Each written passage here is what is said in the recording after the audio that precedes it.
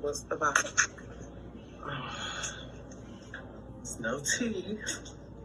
I just have to clarify some things because clearly my friend is traumatized by a situation that included me and the actions that I have did in the past when it pertains to her and, well, me and someone else. And you were who? Me and Cherry. Mm-hmm. And our relationship, well, not me and Cherry's relationship, me and Lauren's relationship. And how she feels that I betrayed her trust as she did me, and at the same time when we were into it, because we have a tumultuous past where we get into it and we go for blows, like it be problems every time. I'll give you some background on me and Lauren's relationship, and then I'll go into what we're talking about. Me and Lauren have been friends we've been best friends for about 12 years. It's been a very long time. You know, I'm the reason why she's the woman she is today. I believe that I also play a big role in why she is deep into sex work, how she is as well, because whenever she was still in college, she was going to Morehouse, she came and picked me up from Texas when I was 21, and it wasn't that she asked me to come. Well, she did ask me to come, but she had certain expectations for me and us that I realized that I couldn't fulfill at the time. And we first... When did you realize you couldn't fulfill them? When did you realize you couldn't fulfill them?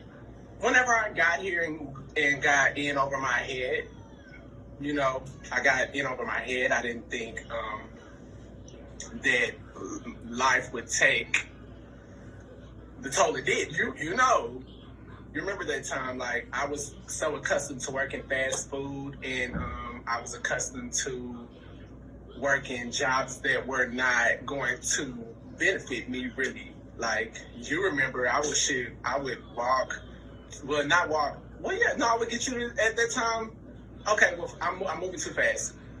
When I got here, we were standing in her door. I was filling job applications out or whatever, and Lauren, being who she is, she always was on the next step in her mind, like, okay, we can't both live in this dorm room, so we need to get a place. And she made it very clear her expectations for me and her in the place. We got a spot down the street from her house.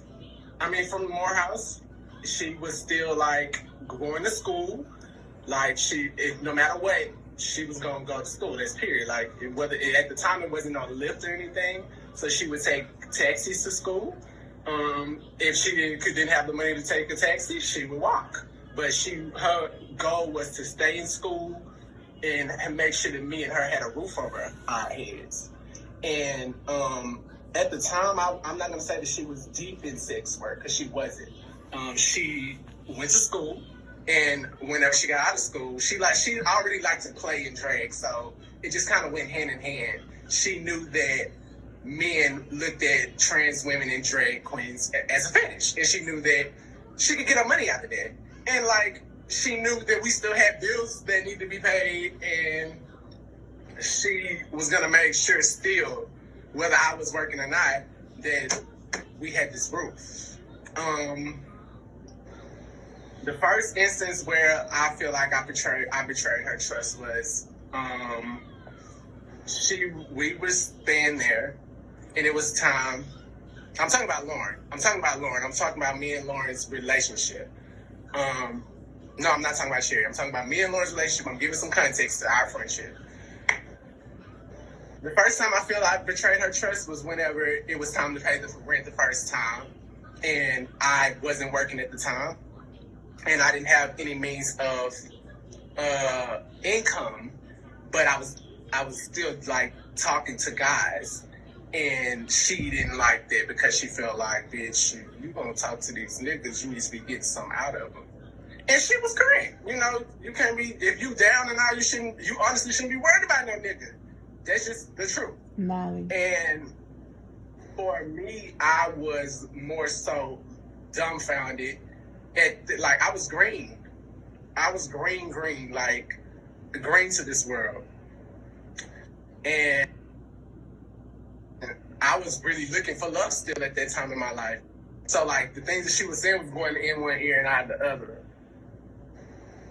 And so